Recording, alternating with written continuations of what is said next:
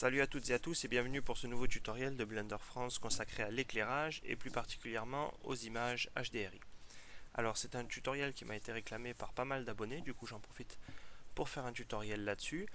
Entre temps, vous l'avez remarqué, je suis passé à la version 2.69 de Blender, donc qui est la dernière version en date à l'heure où je parle. Et nous allons utiliser pour ce tutoriel le moteur de rendu Cycles.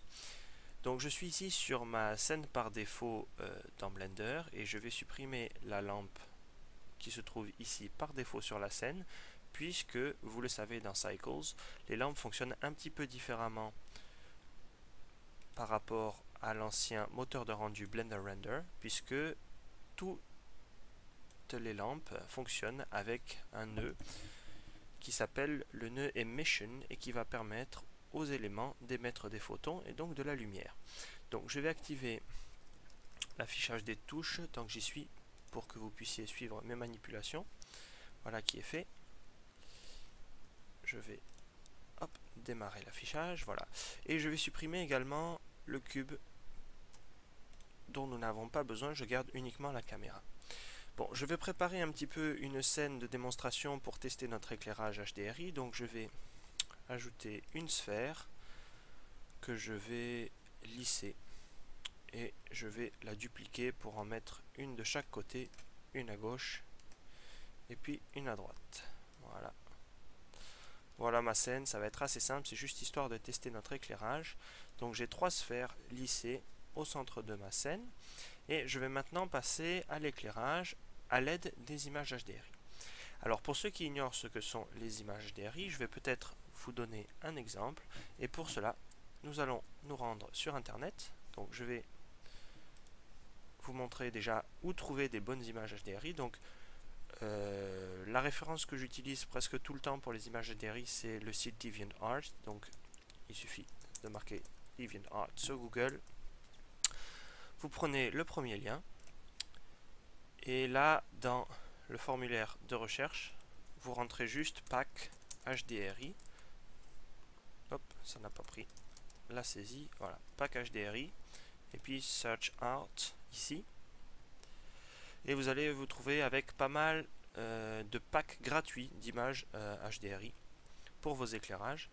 Donc moi je vais faire une démonstration avec les éclairages studio. Donc je vais prendre le pack 3, HDRI pack 3. Donc c'est gratuit, hein, vous cliquez. Et puis vous sélectionnez sur le côté download, donc télécharger. Et là vous allez télécharger votre pack à l'endroit où vous le souhaitez. Donc je vais le télécharger. Je vais en télécharger peut-être un autre pour les scènes extérieures. Et nous nous retrouverons quand c'est téléchargé. Alors je vais prendre le 1 ou le 3. Allez, le 3. Voilà. J'attends que ça charge, c'est un peu long. Et je clique sur download aussi. Donc j'ai téléchargé les deux packs et nous nous retrouverons dans Blender pour utiliser ces images HDRI. Allez, à tout de suite. Voilà, nous avons maintenant téléchargé nos deux packs de fichiers HDRI. Donc vous voyez ici que je les ai organisés en deux sous-dossiers. Éclairage extérieur d'une part et éclairage studio d'autre part.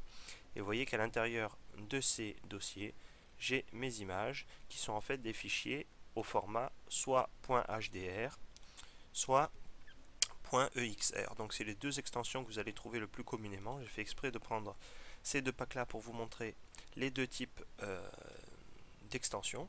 Et en fait, les images qui sont à l'intérieur, c'est celles que vous voyez ici. Ce sont des images avec des zones plus claires que d'autres et qui vont vous servir d'éclairage pour vos scènes, pour mettre en place très rapidement un éclairage réaliste pour vos scènes. Donc, nous allons repasser immédiatement dans Blender et nous allons donner à nos sphères des matériaux histoire de mieux apprécier l'éclairage. Donc, je vais me rendre dans l'onglet matériaux et je vais ajouter sur ma sphère de gauche, je vais ajouter un matériau glossy.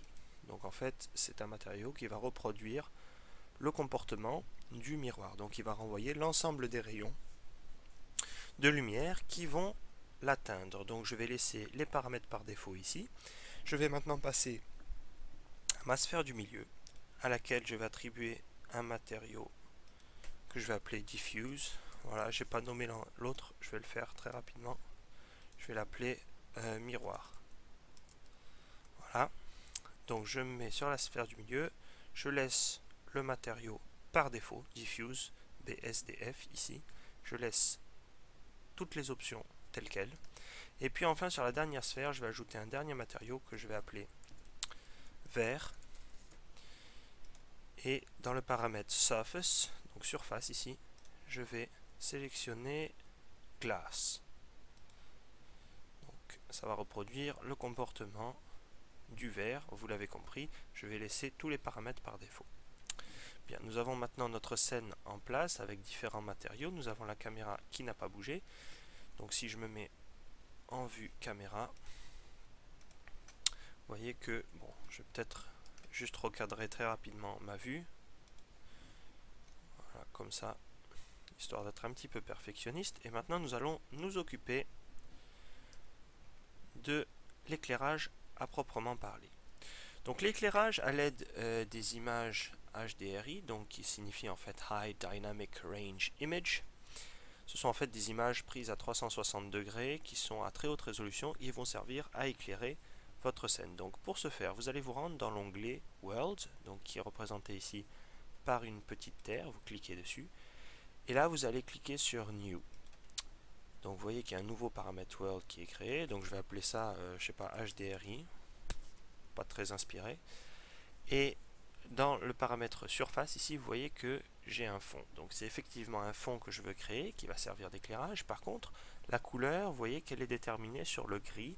Or moi, je voudrais que la couleur, ce soit bien la couleur de l'image que je vais rentrer. Donc je vais cliquer sur le petit rond qui se trouve ici à droite et choisir Environnement Texture. Donc Environment Texture, vous cliquez et vous voyez que ici, nous avons d'autres paramètres qui apparaissent, notamment un paramètre qui vous permet d'ouvrir votre image. Donc je vais cliquer sur Open, aller chercher l'éclairage que je souhaite. Alors ici vous voyez que je suis dans éclairage studio, donc je vais essayer d'abord l'éclairage studio.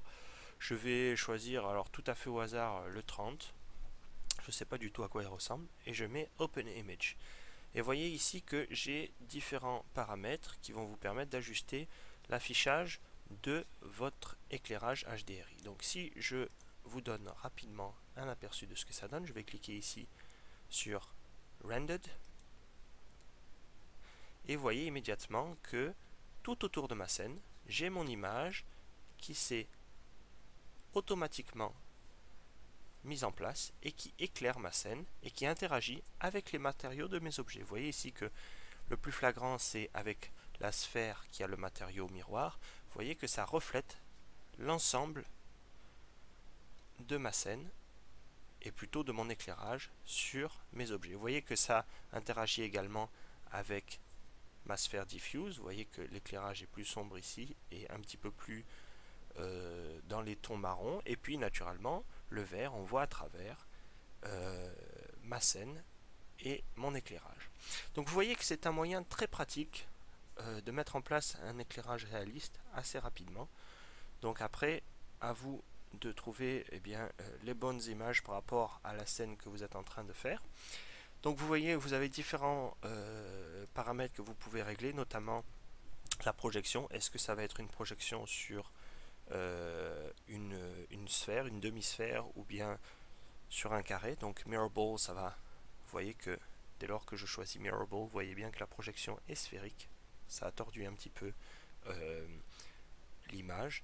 Donc ça va dépendre essentiellement de l'image que vous avez. Certaines images seront prises pour une projection Mirrorball, donc sur une sphère, d'autres plus sur un carré. Ici en l'occurrence c'est un carré.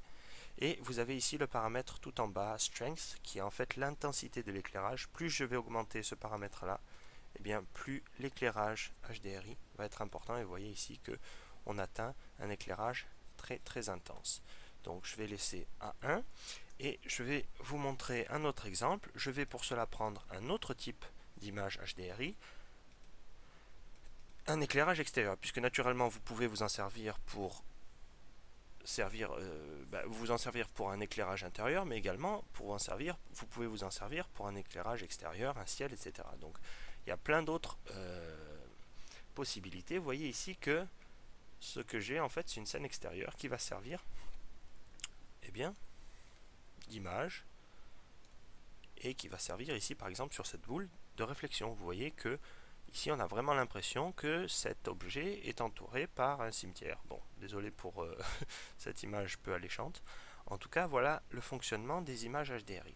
Alors, vous avez la possibilité, vous voyez ici par exemple, sur ce cas particulier, j'ai fait exprès de prendre ce cas en particulier. Vous voyez ici que sur ce cas en particulier, l'image est coupée et qu'ensuite on a ici, c'est un copyright et des écritures et puis surtout une grande bande noire en bas.